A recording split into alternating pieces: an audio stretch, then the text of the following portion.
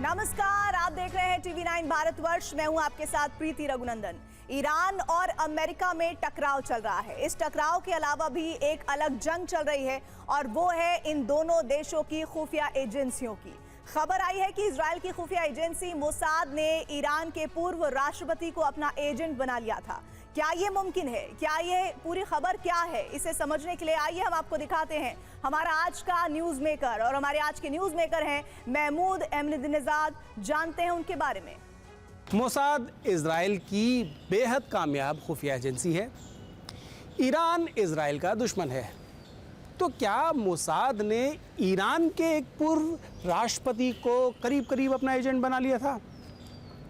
क्या महमूद अहमदीनेजाद अपने दुश्मन देश की खुफिया एजेंसी के इशारों पर चलने वाले थे?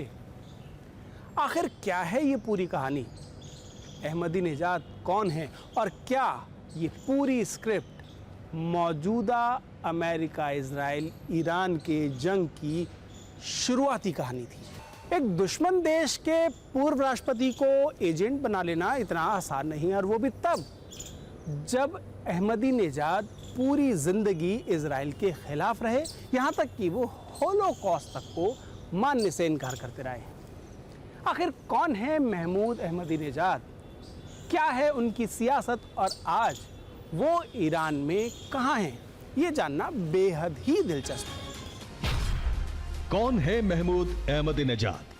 आप कितना भी कर लो, जिस प्रकार से अगर ईरान को इकट्ठा रखना, ईरान का मनोबल ऊंचा रखना, ईरान के सुप्रीम कमांडर के साथ अपने आप को दिखाना और ईरान के अंदर अपने वजूद को महसूस करवाना, ये दर्शाता है कि IRGC ही ईरान को रूल कर रहा है। कहीं ना कहीं शक हुआ और अब सुनने में आ रहा है कि इजराइल वो using Ahmadinejad as a possible successor in Iran's politics. मे भी चरित्र के ऊपर या उनके ऊपर शक है ईरानियंस को कि ये आदमी सीधा नहीं है और उनके जो ईरान का जो अस्तित्व है उसको शायद खतरा हो सकता है। जंग में जब पहला हथियार चलता है तो असल में वो एक लंबी जंग का छोटा सा हिस्सा होता है।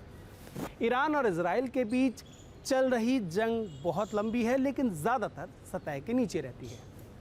अहमदीनेजाद से जुड़ी नई जानकारी क्या एक लीक है या साइकोलॉजिकल वॉरफेयर का हिस्सा?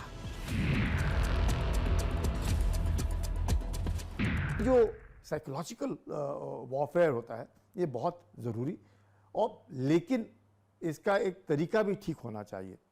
अब जैसे IRGC है, वो कह रहे हैं उसने USS गेराल्ड फोर्ड को जला दिया या उड़ा दिया, या जो अफवाह आ रही है, उनको मालूम होना चाहिए कि ये aircraft carrier, nuclear aircraft carrier को उड़ाना इतना आसान नहीं, इम्पॉसिबल।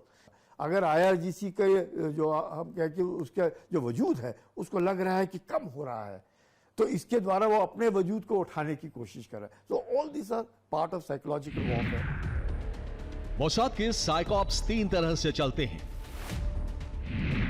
खासतौर पर बनाए गए सोशल मीडिया कैंपेन, जिसमें नकली नाम के साथ साथ वेरीफाइड प्रोफाइल से भी फर्जी खबरें फैलाई जाती हैं। इसमें चेतावनियां, एनालिसिस और हत्याओं से जुड़ी खबरें भी हो सकती हैं।